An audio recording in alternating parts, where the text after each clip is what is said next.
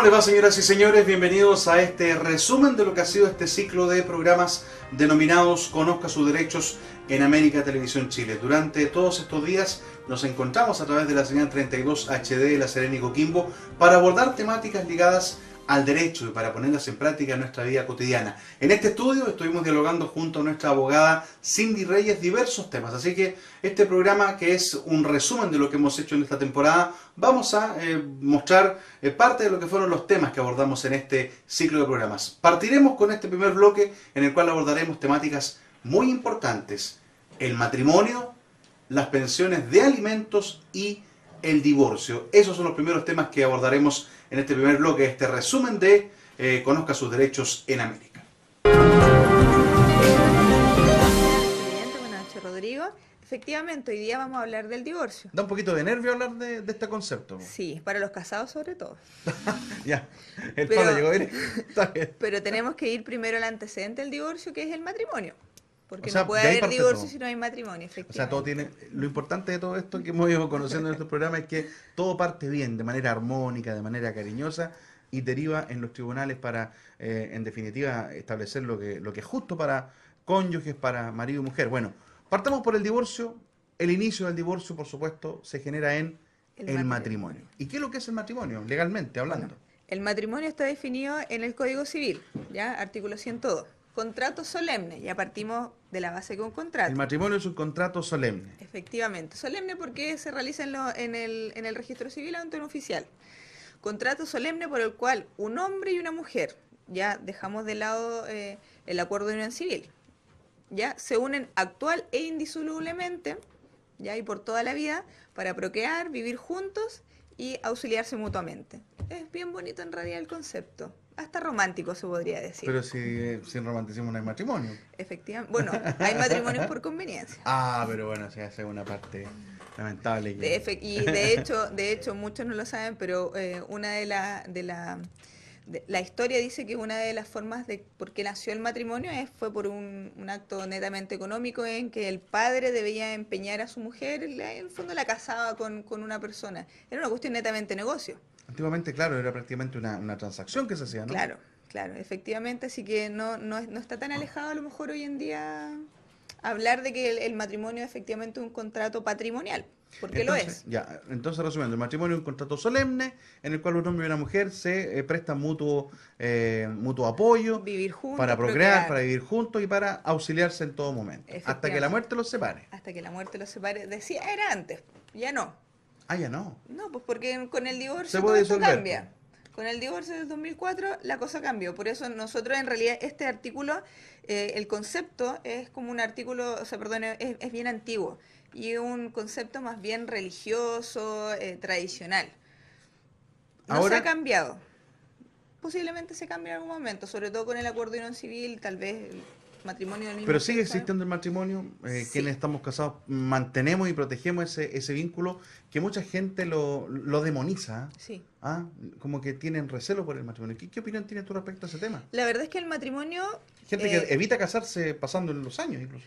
Hoy en día la verdad es que el matrimonio perdió fuerza con el divorcio, pero tampoco tenemos que tenerle miedo. La verdad es que el matrimonio es el siguiente paso para realizar para establecer muchos fundamentos jurídicos, para asegurar muchos derechos también a la pareja, porque en realidad el matrimonio ¿qué permite? Permite primero que todo establecer una familia. Correcto. ¿Ya? Y además también se nos otorgan derechos, no solo obligaciones, porque también nacen, por ejemplo, los regímenes patrimoniales, ¿ya? Nacen también los derechos hereditarios. Es decir, que en el caso, supongamos nosotros estamos casados, en el caso de cualquiera de los dos fallezca, quedamos protegidos. Claro. Entonces, en realidad da cierta estabilidad jurídica, no solo a la familia en sí, sino que también da cierta estabilidad jurídica a la sociedad. Por eso el acuerdo de unión civil, porque había muchas parejas de hecho o parejas del mismo sexo que necesitaban este establecimiento jurídico, este sostén jurídico que puede dar el matrimonio. Y ojo que cuando hablamos de acuerdo de unión civil, que se cumplió un año hace poco, la mayoría de las personas que efectuaron este acuerdo son parejas heterosexuales. Así que viene también a a llenar un vacío respecto a las personas que tenían medio, le tienen un poco de miedo al matrimonio. Le quita fuerza al matrimonio, de hecho. Pero el acuerdo de unión civil en la práctica es casi lo mismo.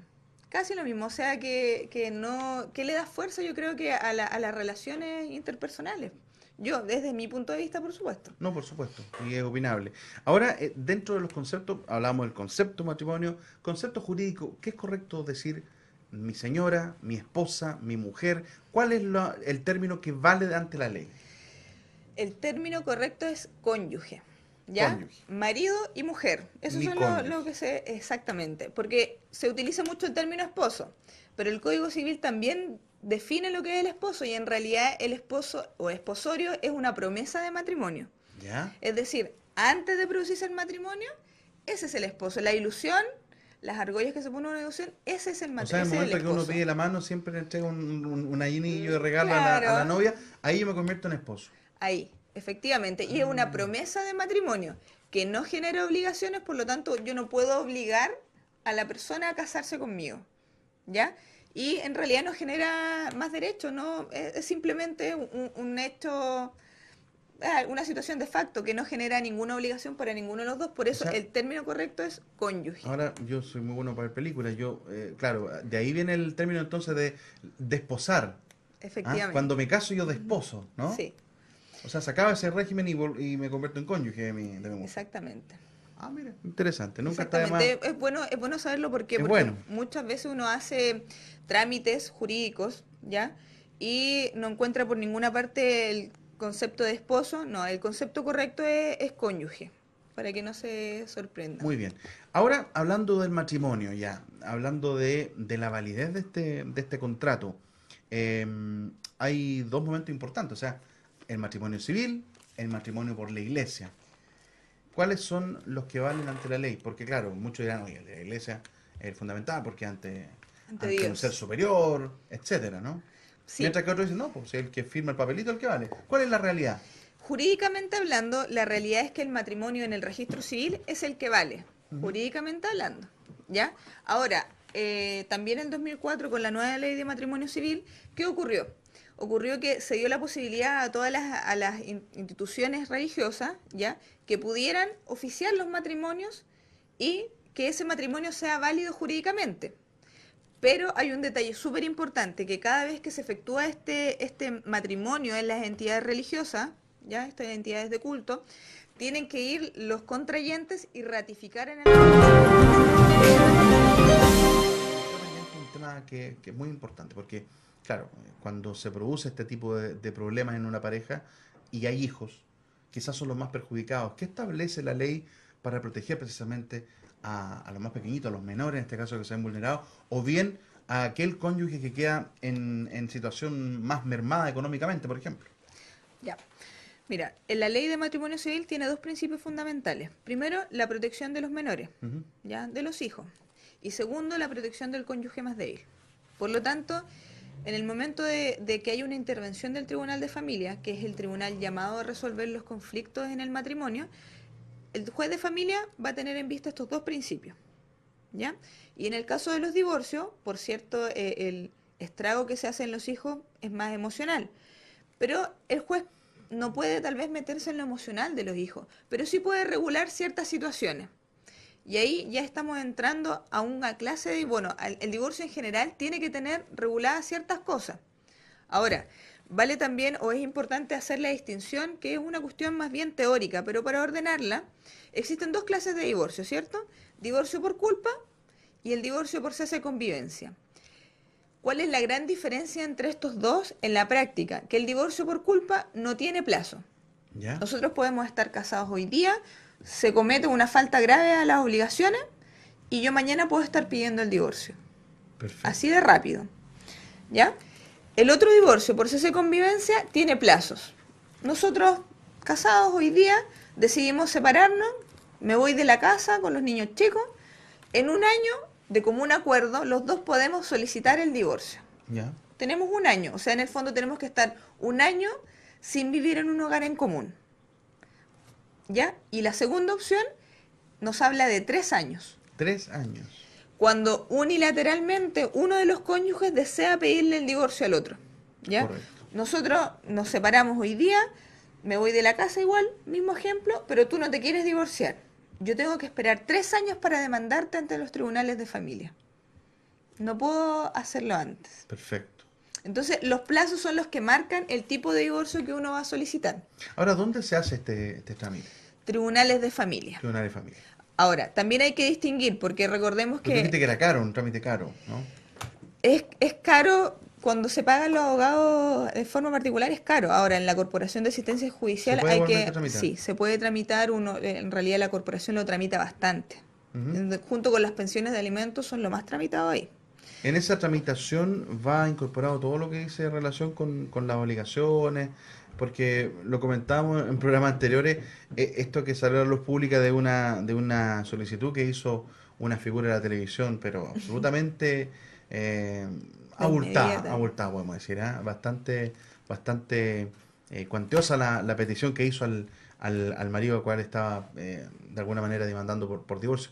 ¿Cómo se establecen ese tipo de reglas que aparecen en estos contratos? Si nosotros nos vamos al divorcio de mutuo acuerdo, ¿Sí? tú y yo lo presentamos después de un año de cese de convivencia mínimo, este divorcio tiene requisitos. Ya. ¿Ya? Dentro de esos requisitos está presentar la demanda en documento escrito, bueno, hoy en día ya todo es plataforma electrónica, pero este documento va acompañado de un acta, ¿ya? Este es un acuerdo completo y suficiente. ¿Y qué regula este acuerdo completo y suficiente? Regula el cuidado personal de los hijos, que es la tuición. Regula la relación directa y regular, que son las visitas, y además va a regular todo lo que va a pasar con nuestros bienes. ¿Ya? Tiene que ir regulado todo eso, porque si no están reguladas esas 3 cosas, no hay nada. El juez va a rechazar la solicitud de divorcio. ¿Ya? Por lo tanto, el juez siempre va a estar velando que por lo menos esas cosas estén. De hecho, le pregunta en la audiencia, a pesar de estar... también se debe señalar en este acuerdo, le pregunta a los cónyuges si están al tanto de la compensación económica, de este derecho que los cónyuges tienen al momento de divorciarse. Y los cónyuges, por cierto, si quieren divorciarse van a tener que decir que sí, que ya es un tema zanjado. ¿Ya? Perfecto. Pero como decíamos, con la compensación económica se puede jugar mucho ahí. ¿Ya? Pero recordemos también que la compensación económica protege al cónyuge más débil en el sentido de que es un beneficio generalmente otorgado a la mujer. ¿Y por qué digo generalmente? Porque es un beneficio que la ley establece para, por ejemplo, cuando uno de los cónyuges se dedicó al cuidado de los hijos en su común, ¿ya? Al mantenimiento del hogar, pero no al mantenimiento económico, sino al mantenimiento físico. En el fondo lo que hace casi todas las dueñas de casa. Cuando dejó de estudiar también uno de los cónyuges por el matrimonio. Ocurre mucho que la mujer deja de trabajar, más que de estudiar, deja de trabajar por el embarazo, porque vienen los hijos, son pequeños, hay que cuidarlos, y vienen varios hijos, entonces deja de trabajar. Claro. Entonces ahí podría haber una compensación económica. Porque la mujer, ¿por qué debe dejar de trabajar la mujer? En el Sí. fondo la ley eso es lo que plantea. Cualquiera de los dos podría dejar de trabajar. O perfectamente podrían los dos cuidar a los hijos y los dos aportar al mantenimiento económico. Entonces la compensación económica en el fondo, si bien la podemos establecer los dos y llegar a un acuerdo, el juez también puede intervenir en eso. Pero cuando interviene más el juez o cuando el juez fija la compensación económica es en el segunda clase de divorcio, en el divorcio de 3 años, el que fija un plazo de 3 años. En ese divorcio el juez interviene mucho más. A lo mejor es tonto lo que te voy a preguntar, ¿eh? Pero ¿puede volver a casarse una pareja que se divorció? Sí, ¿Legalmente está permitido? está permitido. Que recapacite, no sé, que ya te echo de menos, casémonos. No. Sí. ¿Se da o no? Mira, Yo creo yo que es nunca muy lo he complicado, visto, ¿no? yo nunca lo he visto, pero no hay ningún inconveniente jurídico en que se Lo dé. pueden hacer. Sí, claro. No hay Perfecto. ningún inconveniente en eso. Y de hecho, el juez tiene la obligación de preguntar dentro de las audiencias de divorcio si hay posibilidades de reconciliación. Perfecto. Es una pregunta que se hace y que uno también se la hace a las personas antes de entrar a la audiencia para que no los pillen de sorpresa, porque a algunos incluso les molesta esa pregunta. ¿Cómo yo me voy a reconciliar con esta persona que bla, bla, bla? Pero es una pregunta que hay que hacerla. Y ahora, yendo al otro extremo, ¿ah? ¿Cuántas veces puede llegar a divorciarse una persona? Lo que pueda llegar a casarse. ¿Sí? ¿También es incontable? O sea, puede... Claro. No existe un tope en eso, no existe un tope de cuántas veces uno se va a casar. O sea, en Chile no se ve mucho, porque, como digo, el divorcio es hace poco. Claro, porque si te casaste una vez y no funcionó, ¿para qué te... Rodrigo, y buenas noches a todos los televidentes. Efectivamente, hoy día trataremos las pensiones alimenticias, un tema bastante delicado muchas veces. No solo para los padres, porque estábamos hablando que generalmente son los padres los que asumen esto, no. También existe la obligación de parte de la madre, de los abuelos, de los hermanos, y aquí lo vamos a ver todo en detalle. Bueno, usted tiene siempre la documentación sobre la mesa. Partamos por la definición. ¿Qué es lo que es la pensión? ¿A qué involucra este concepto pensión? Mira, la pensión de alimentos es una facultad jurídica que tienen ciertas personas para demandar de otra esta obligación de pagar, digamos que un monto, ya un monto que señala la ley o un monto que se establece también de común acuerdo. Eso a grandes rasgos es una pensión alimenticia. Y se habla genéricamente porque, insisto, que no solo se debe entre padres e hijos, sino que también hay otras personas que deben alimentos. Otras personas que dan alimentos. Ya vamos a entrar en detalle precisamente, porque quizá la que más llama la atención es la pensión alimenticia de padres hacia hijos. Generalmente, y yo no sé si maneja alguna estadística, pero habitualmente el hombre es el que tiene que pagar en caso de que se rompa una relación, por ejemplo, y que tenga que, a la distancia, poder cumplir con esta obligación de mantener la alimentación de los menores que se quedaron en esta pareja, ¿no? Sí, efectivamente. La regla general nos dice, y no es jurídico esto, sino que por estadística nos dice que es el padre quien paga la pensión de alimentos a la madre. Bueno, obviamente esto va para los hijos, no es para la madre, eso está claro. Pero hoy en día lo que se está dando es que muchas madres son las que están pagando la pensión de alimentos. ¿Y esto por qué? Porque es el padre quien tiene el cuidado personal del menor. ¿Ya? Pero antes de ir a eso, tenemos que explicar algo más de las pensiones de alimentos. Están establecidas en dos normas importantes. Primero, el Código Civil, que como explicábamos el programa anterior, existen diferentes tipos de normas en nuestro ordenamiento jurídico. El Código Civil es una de las más importantes que regula todas las relaciones familiares, están ahí contenidas. Y también está en una ley específica, 14.908. Y siempre es importante mencionarlas, ¿por qué? Porque la ley se entiende y conocida por todos, ¿ya?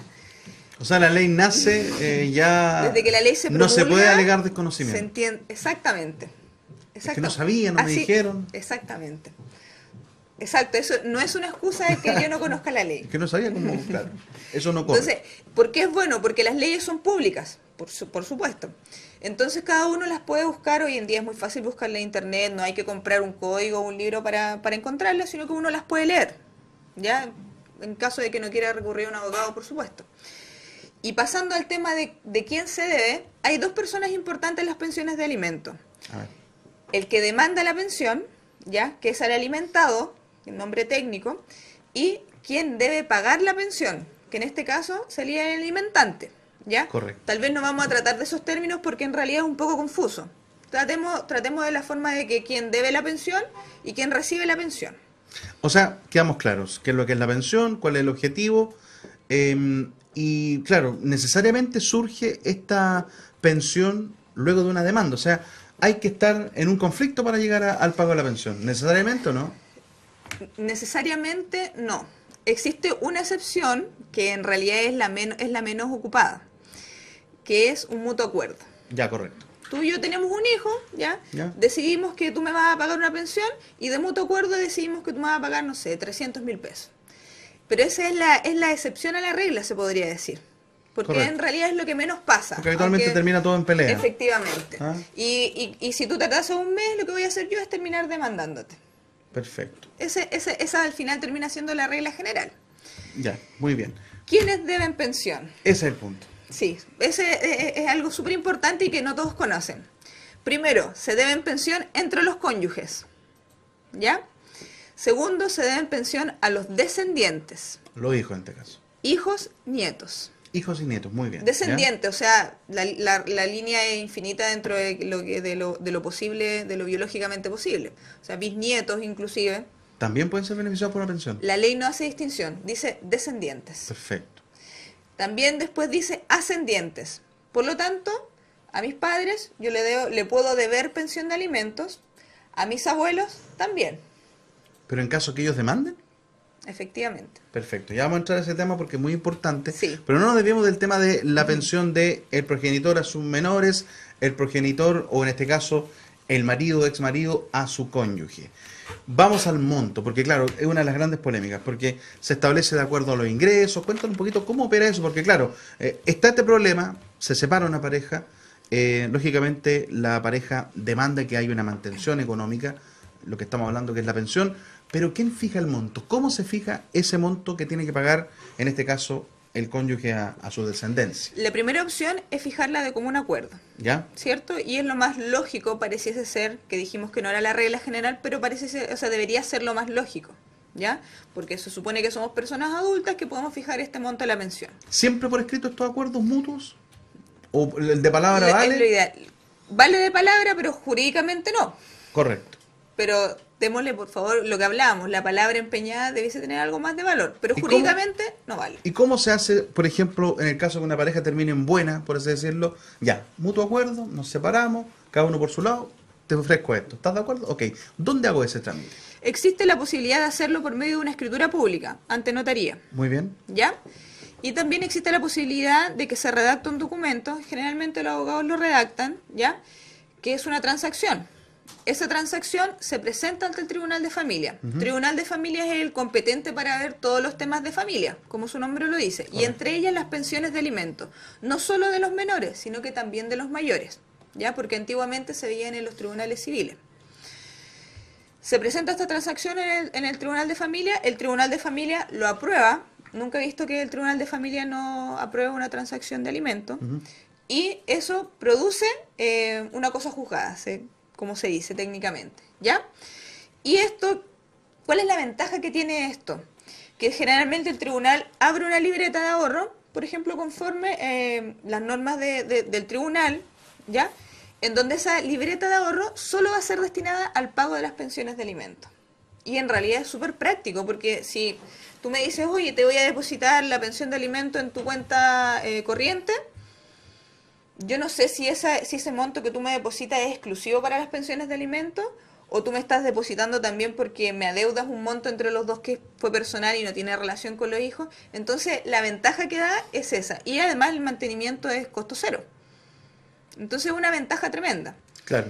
Y esa facultad la tiene el tribunal solamente para solicitar que se abra esa libreta en el banco, bueno, el Banco Estado es. Ese es el banco que hoy en día tiene todo esto, todas estas pensiones de alimentos, todas estas cuentas, en el fondo. Estamos hablando de pensión de alimentos. Sí. ¿Involucra una obligación de cancelar ese ítem? ¿Qué pasa con los otros ítems que ya vamos a entrar en detalle? Porque estamos hablando de la parte amable del cuento, que estamos en un mutuo acuerdo ante notario, etcétera, etcétera. ¿Solamente alimentos o hay que cancelar otras cosas también?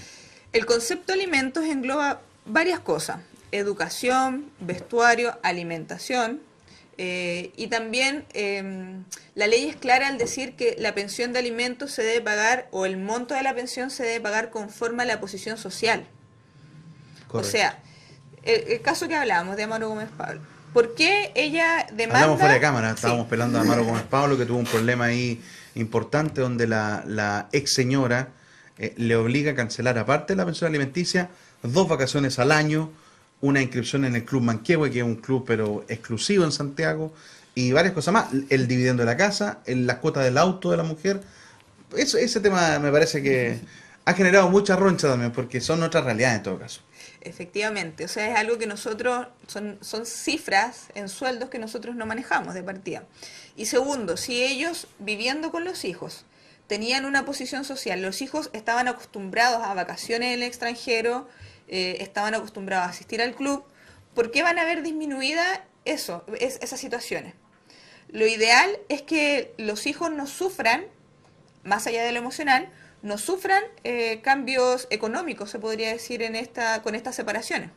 Eso sería lo ideal.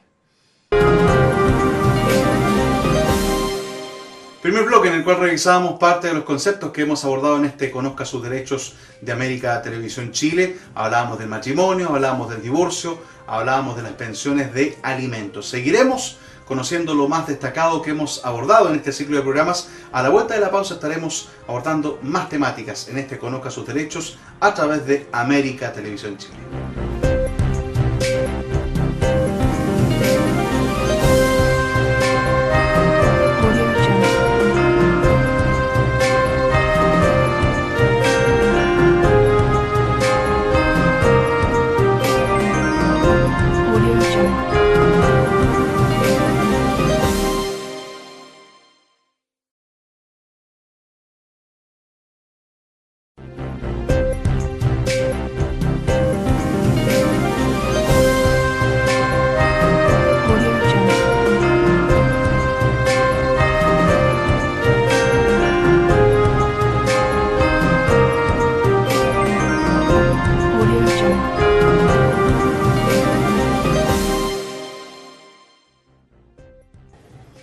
Ya estamos de vuelta con este Conozca sus derechos a través de América Televisión Chile, resumen de lo que ha sido este proyecto financiado por el Fondo de Fomento a los Medios de Comunicación 2016 que entrega cada año el Gobierno de Chile y que nos ha beneficiado como canal de televisión. Vamos a ir a la segunda parte de este resumen de lo que ha sido esta temporada, donde abordamos temas muy importantes.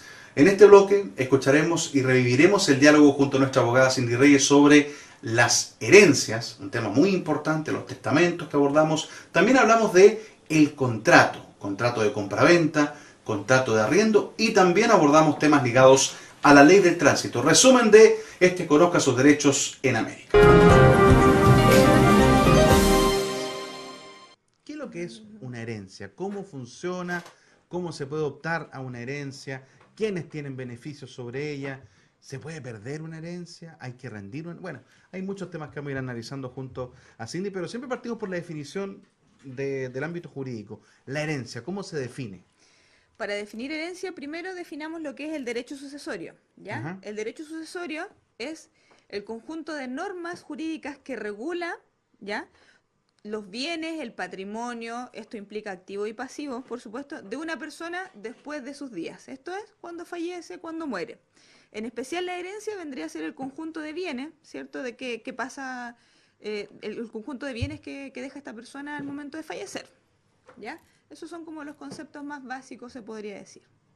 Bueno, eso es el derecho sucesorio, que es el que regula precisamente la herencia. Pero vamos al detalle, porque claro, hay mucha gente que tiene la ventaja o de alguna forma, yo no sé si estoy en lo correcto, solamente se puede heredar cuando hay un patrimonio importante, o se pueden heredar cosas más simples, porque claro, uno siempre dice, oye, qué suerte que tuviste tú, que te tocó una herencia, un familiar, un tío de por allá que falleció, que no conocía, que dejó un terreno, un dinero. ¿Quiénes pueden optar a una herencia y qué cosas se pueden heredar?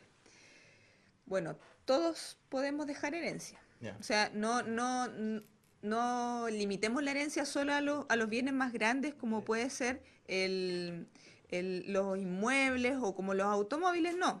O sea, todo es herencia, los lápices, el celular, los derechos también son herencia. Nosotros tenemos derechos en sociedades muchas veces, también son herencia, o los fondos mutuos, o los dineros que se tienen en los bancos, todo eso pasa a ser parte de la herencia, ¿ya? O sea, en el fondo la herencia es este conjunto de bienes activos o pasivos, o sea, las deudas también se heredan, ¿ya? Que deja el causante y que tenía en vida en el fondo. Eso es. ¿Quién regula este derecho? Este derecho, todo el derecho sucesorio en general, está regulado por el Código Civil, que ya lo hemos mencionado varias veces, que en realidad es el código que regula la mayoría de las relaciones privadas, se podría decir, o las relaciones de familia, también regula los contratos, que también lo vamos a estar viendo. Uno siempre se queda con la idea de lo que uno veía en las películas o en alguna teleserie seguramente, cuando la persona está por fallecer y llama a un abogado para redactar el testamento. A mi hija le dejo mi casa, a mi hijo le dejo el auto, a mi señora le dejo mis bienes.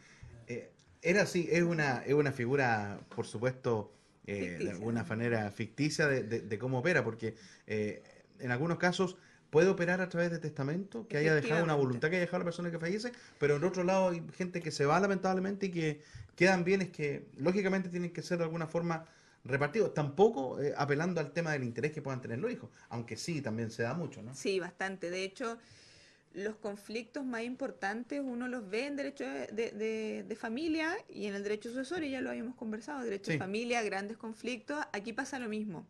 Las personas cuando alguien fallece siempre todo bien, no hay problema, pero ya con el paso del tiempo ya no es tan fácil. Entonces la idea es que el derecho lo que hace es que se pone en el lugar de la persona y regula esta situación. Hay dos formas de heredar en Chile. A ver. Sin testamento y con testamento. Por supuesto, la más práctica es con testamento. Pero eso solo lo puede hacer el causante, la persona que va a fallecer, que cree que va a fallecer, por supuesto, que quiere dejar sus bienes repartidos antes de que fallezca. ¿Cómo se hace ese testamento? Vamos por partes, porque mucha gente dirá, oye, ¿sabes qué tengo pensado que hacer? Puedo hacerlo con tiempo, se puede hacer con mucha anticipación antes de que llegue el momento O sea, triste y cruel, ¿no? un testamento o el testamento lo que es un contrato, bueno, un acto, Ajá. una declaración de voluntad, ¿ya? Más o menos solemne, dice el código, porque puede ser muy solemne o puede ser así a la rápida prácticamente, casi en el lecho de muerte, y que ese contrato, esa declaración de voluntad lo que hace es plasmar la voluntad de esta persona y dispone de sus bienes después de sus días. Perfecto. Y es esencialmente revocable. ¿Esto qué quiere decir? Yo hago un testamento hoy en donde dejo mi patrimonio a tal persona, pero en 2 semanas más, yo puedo cambiar esa decisión y ya no quiero que esta persona se quede con todas mis cosas. Cambio a la persona. O sea que yo puedo cambiar ese testamento. O puede suceder que hoy en día yo hago este testamento y fallezco en 30 años más.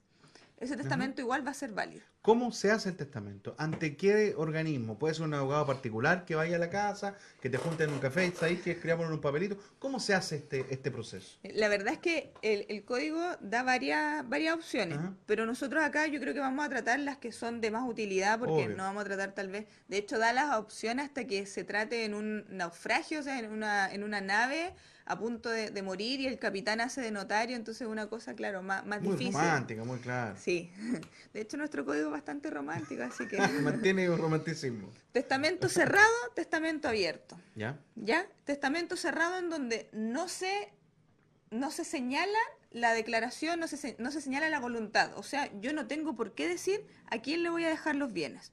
Testamento abierto en donde yo declaro a quién le voy a dejar los bienes. ¿Cuál es la diferencia? Que el cerrado se puede hacer ante notario, ¿ya? Con 3 testigos. ¿Ya? En cambio, el abierto nos podemos saltar la figura del notario, pero tiene que ser ante 5 personas. ¿Ya? ¿Ya? Cinco testigos. En ambos casos, estos testigos, después del procedimiento, tienen que volver a Y declarar ellos de firman que al momento de ellos validar firman. este testamento, ¿no? Ellos firman, efectivamente. Y en realidad, esto no es un trámite caro como la mayoría piensa. O sea, uno va a la notaría, paga lo que generalmente paga por los contratos. Obviamente Ujú. uno no puede hablar de los montos exactos, pero uno va a la notaría, lleva sus testigos, Pero aprox, lleva su testigo.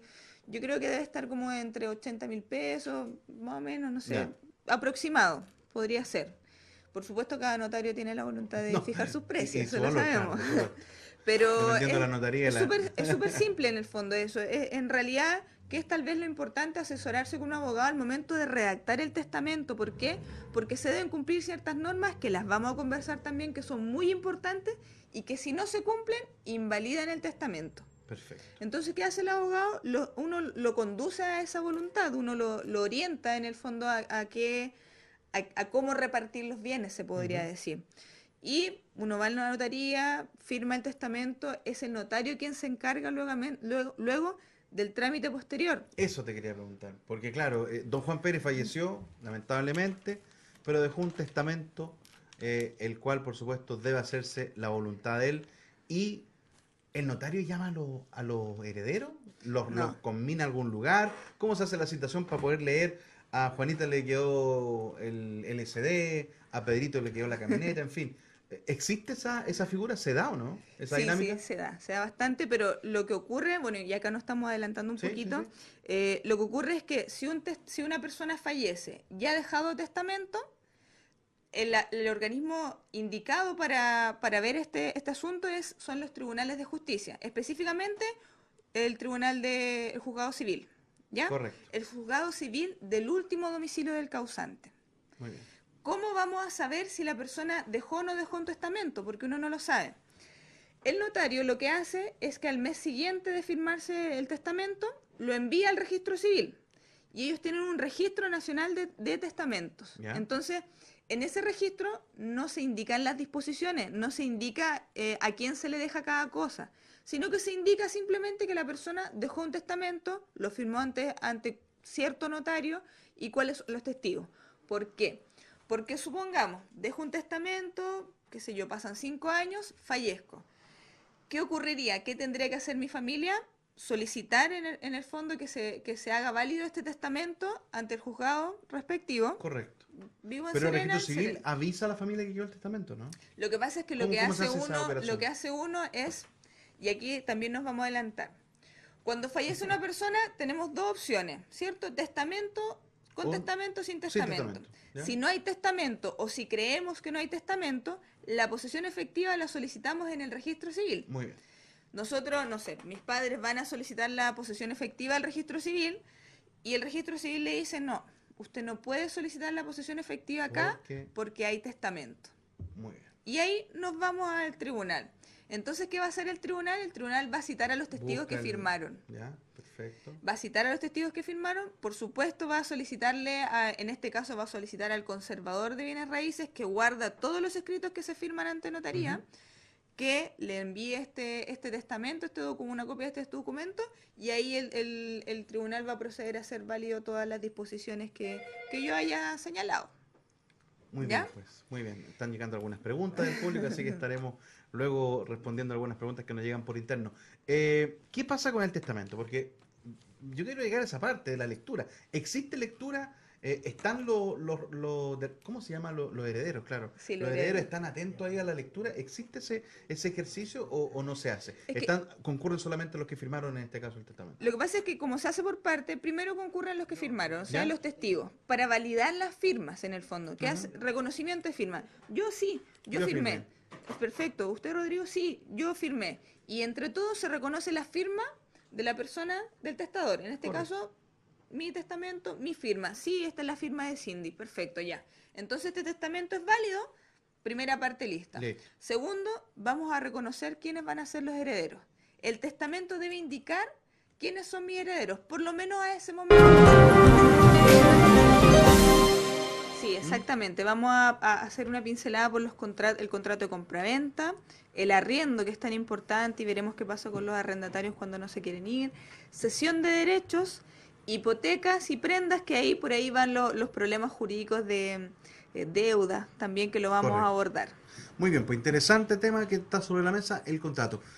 Siempre vamos de lo general a lo particular. ¿Qué es, en cuanto a definición legal, un contrato? ¿Qué establece? Bueno, siempre nuestro Código Civil ahí está en la Biblia del abogado, ¿no? Efectivamente, una de las tantas Biblias, porque la verdad es que son varias. ¿Tiene hasta hoja de Biblia? Sí, efectivamente, tiene hasta hoja de Biblia.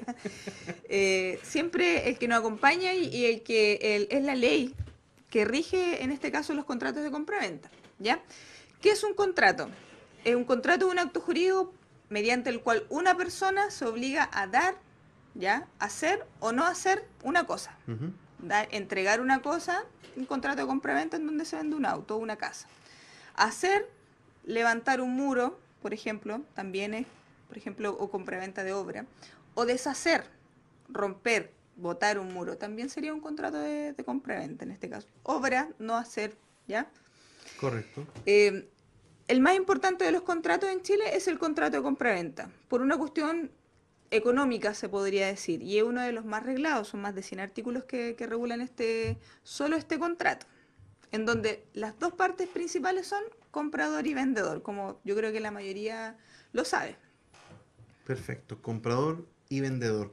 Están establecidas las partes, está establecido este instrumento que determina una venta o una construcción, una demolición, como usted nos planteaba.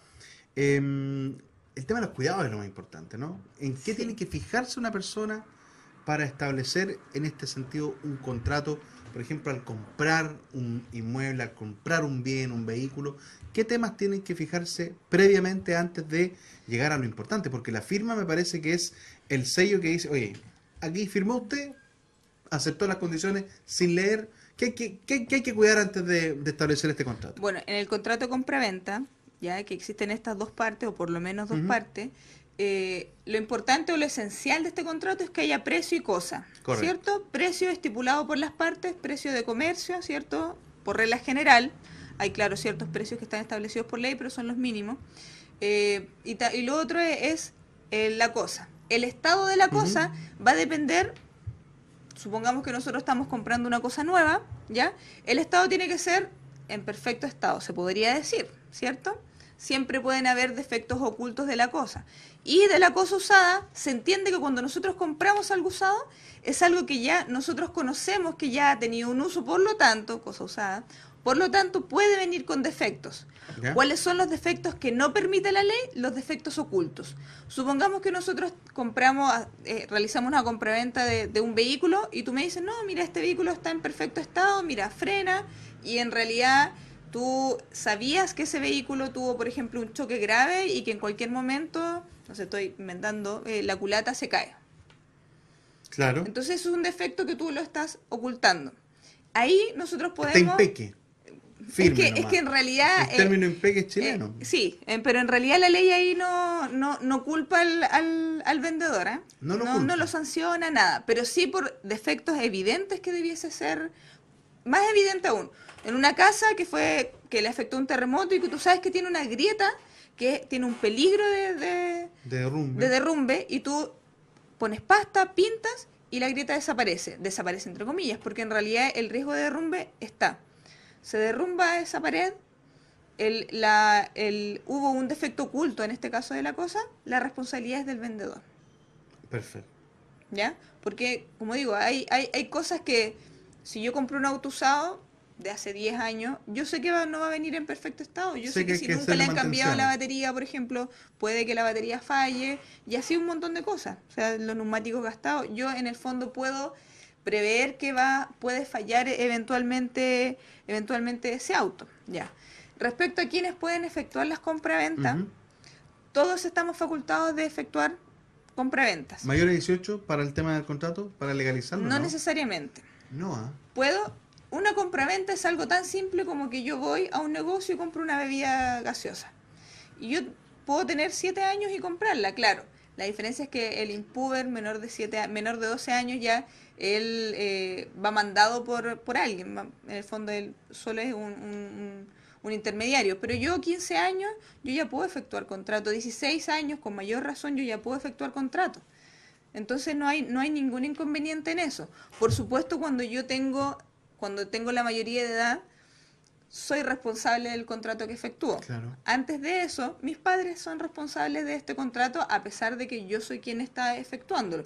Y si yo tengo ya mi patria potestad, porque puede ser que a los 16 años yo ya tengo mi patria potestad, ya no dependo de mis padres, es mío, en el fondo, esa responsabilidad.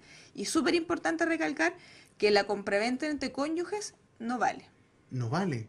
No vale. Porque se presta mucho para esta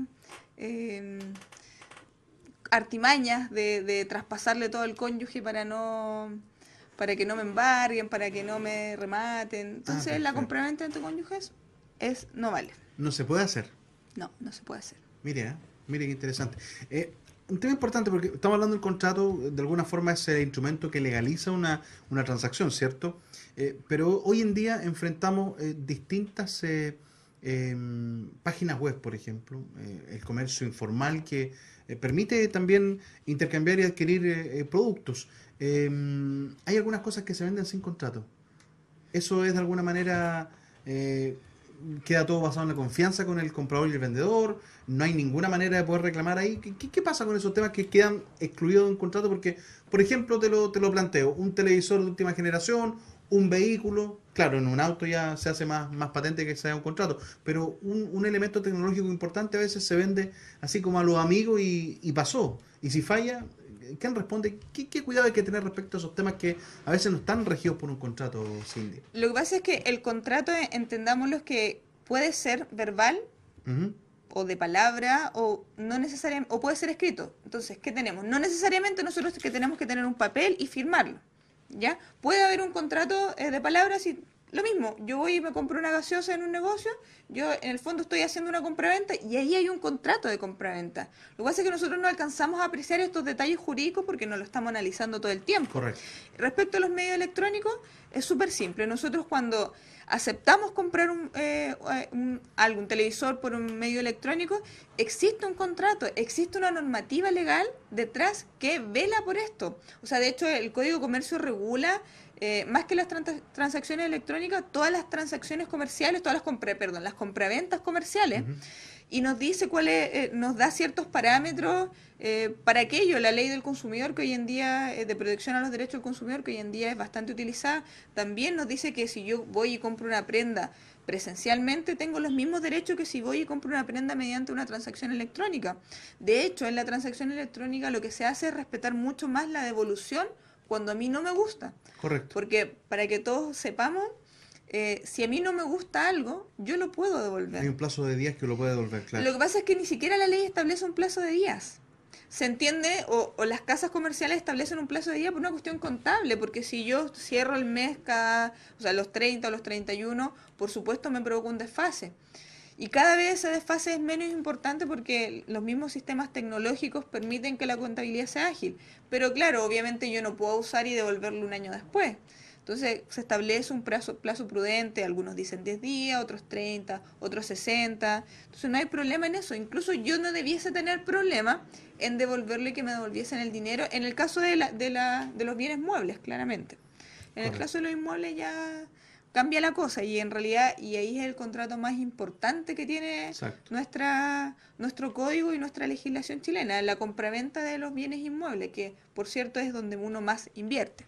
De todas maneras, son las inversiones más importantes y lógicamente que es fundamental tener este registro contractual. Entiendo que, por ejemplo, a la hora de comprar o vender una casa, existe el contrato en el cual ambas partes de alguna manera atestiguan o señalan las condiciones que tiene que estar la vivienda en perfecto estado, qué sé yo. Y además hay un registro, entiendo que se maneja, por ejemplo, en el conservador de bienes raíces, ¿no? Exactamente. Eso es importante para poder resguardar la propiedad y en este caso el propietario queda de alguna manera resguardado. O sea, poner las cuentas de la luz, del agua a su nombre, en ese registro que existe en cada conservador de bienes raíces de las comunas, ¿no? Efectivamente. Es uno por comuna, ¿cierto? Es uno por comuna, salvo algunas comunas que tienen más de alguna. Por ejemplo, el conservador de La Serena tiene también la higuera. Rigen las calles. La ley de tránsito. Efectivamente. Eso es lo que hablaremos el día de hoy, ¿no? Sí, hoy día hablaremos de la ley de tránsito. La ley de tránsito es muy amplia. Claro. O sea, tendríamos 5 programas para hablar fácilmente de la ley de tránsito. Vamos a abarcar los puntos más importantes, puntos prácticos también que le pueden servir a las personas que transitan o que tienen algún incidente en la calle. Bien, pues siempre partimos de lo general a lo particular. La ley de tránsito, como concepto, ¿qué establece? ¿Qué número tiene en el articulado? Cuéntanos detalles. Bueno, la ley de tránsito es una de las más conocidas por todos, ya porque para obtener licencia de conducir todos necesitamos estudiarla. Por supuesto. Ley 18.290, ley de tránsito. ¿Ya? ¿Y a quién rige esto? Que es muy importante, a todas las personas que transitan por las calles, por las vías públicas. O sea, esto no es exclusivo para los conductores, y hay que tenerlo bien claro. Es que una suerte de conocimiento previo que uno dice, no, si es para los choferes, no, pues no es así. No, es para los conductores, para los peatones, para en general toda persona que transite en la vía pública. Por lo tanto, debe ser cumplida por todos. Y recordemos, como dijimos en algún programa, la ley se entiende conocida por todos una vez que es promulgada, así que por lo tanto nosotros desde pequeños nos están señalando, incentivando a conocer la ley de tránsito. De hecho, hay políticas y programas para que se conozca la ley de tránsito desde el colegio. Eso es importante. Bueno, la ley de tránsito establece lo que ocurre en la vía pública. Vamos al tema de las normas, porque claro, una ley tiene una gran cantidad, como tú lo dijiste, cuando uno quiere sacar la licencia de conducir, tiene que aprenderse un libro, que es el libro del conductor, que establece ciertas normas, ciertos parámetros.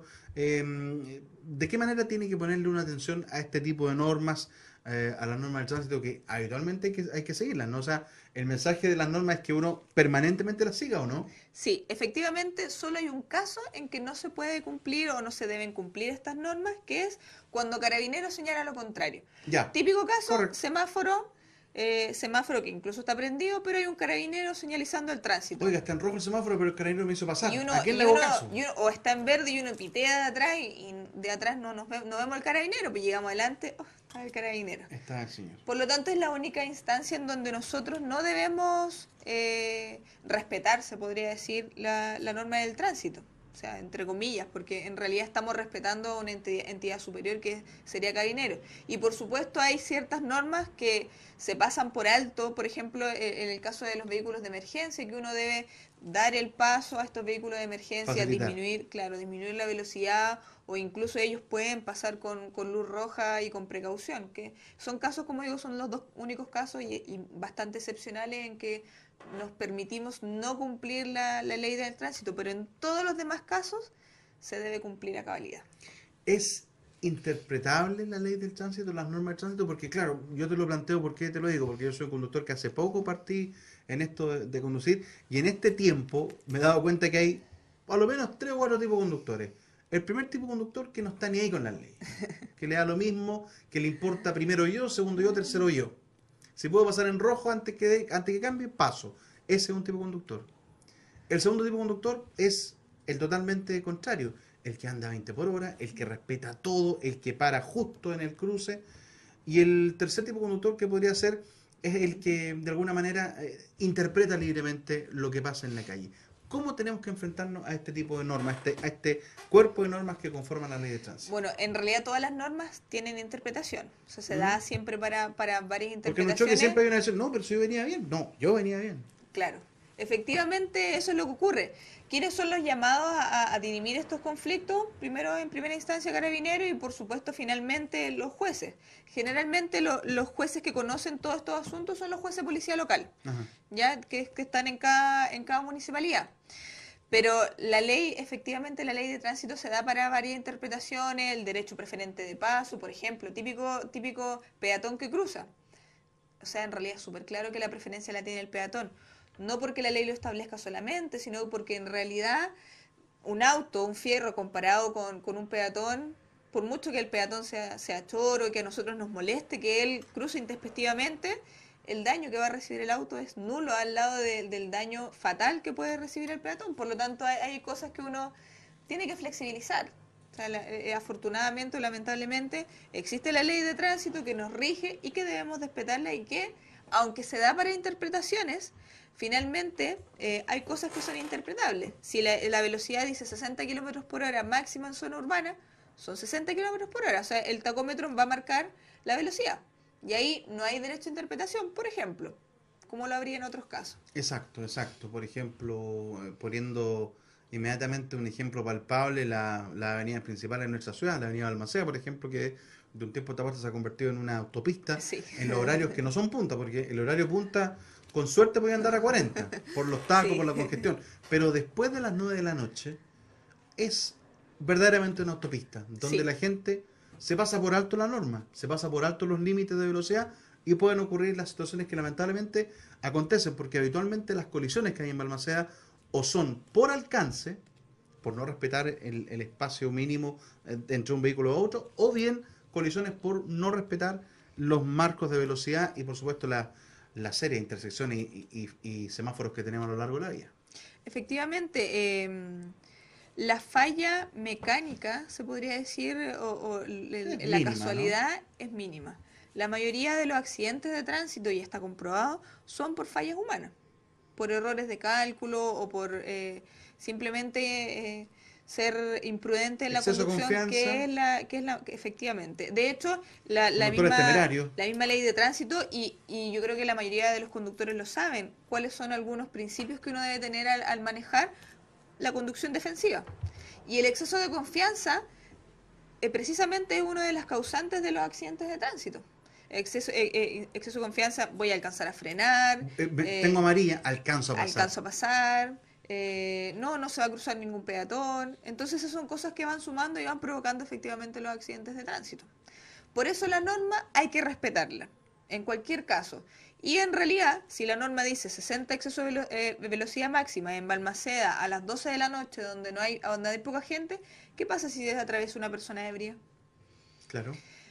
Tal vez yo no voy ebrio yo, no cometí ningún delito yo, pero voy a 80 kilómetros, a esa persona va a morir, Por claramente. Y yo tal vez tampoco me van a condenar por un delito de homicidio, pero me van a condenar por cuasi delito de homicidio porque yo estoy manejando imprudentemente.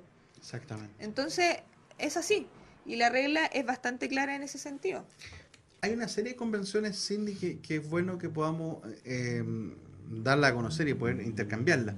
Lo primero, hay las convenciones del tránsito, cuando llegáis a una intersección, por ejemplo, que es un cruce no regulado, pero en el cual siempre hay una cierta preferencia por el que viene por la derecha o el que sigue derecho en desmedro del que tiene que virar. Habitualmente tienen preferencia. Hay situaciones que se interpretan y que de alguna manera son convenciones de tránsito, que también son importantes que la gente las maneje, ¿no? Es que en realidad está establecido en la ley de pues, tránsito. Está establecido. De hecho, la preferencia la tiene el de la derecha, por ejemplo.